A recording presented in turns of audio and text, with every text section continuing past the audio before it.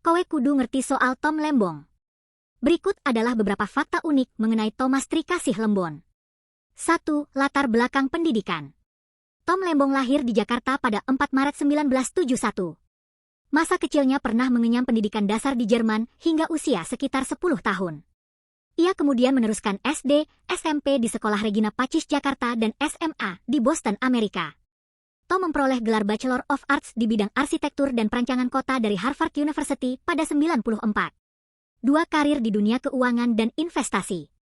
Setelah lulus, Tom bekerja di divisi ekuitas Morgan Stanley Singapura pada tahun 1995 dan menjadi bankir investasi di Daiichi Securities Indonesia pada tahun 1999-2000. Ia juga pernah menjabat sebagai wakil presiden senior di BPPN yang menangani restrukturisasi perbankan setelah krisis 1998.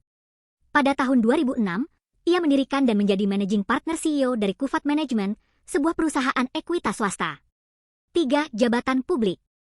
Pada 12 Agustus 2015, Tom diangkat sebagai Menteri Perdagangan Indonesia oleh Jokowi dan menjabat. Selanjutnya, ia diangkat sebagai Kepala BKPM sejak 27 Juli 2016 hingga Oktober 2019. Selain itu, ia juga sempat terlibat sebagai penasihat ekonomi ketika Jokowi masih Gubernur DKI Jakarta. 4. Asal-usul keluarga dan marga.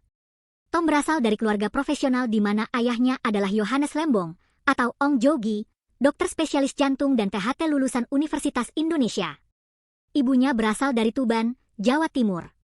Marga, Lembong, berasal dari komunitas Tionghoa yang menetap di kawasan Teluk Tomini, Sulawesi Tengah. Tom menikah pada 2002 dengan Maria Francisca Wiharja di mana keluarga istrinya adalah pebisnis perabotan dan pemegang lisensi seperti King Cole, Tempur, dan Serta. 5. Peristiwa hukum terbaru.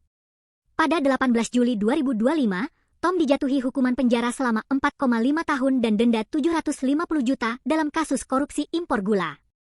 Meski demikian, hakim menyatakan bahwa Tom tidak menikmati hasil korupsi dalam putusannya. Namun, pada 1 Agustus 2025, ia dinyatakan bebas dari penjara karena diberikan abolisi oleh Prabowo Subianto yang disetujui oleh DPR. Dengan demikian, secara teknis ia tidak lagi menjalani masa hukuman penjara setelah tanggal tersebut karena proses pidana terhadapnya dihentikan secara personal melalui abolisi. 6. Harta kekayaan. Berdasarkan LHKPN yang dilaporkan Tom Lembong, total kekayaan bersih tercatat sebesar 101,48 miliar.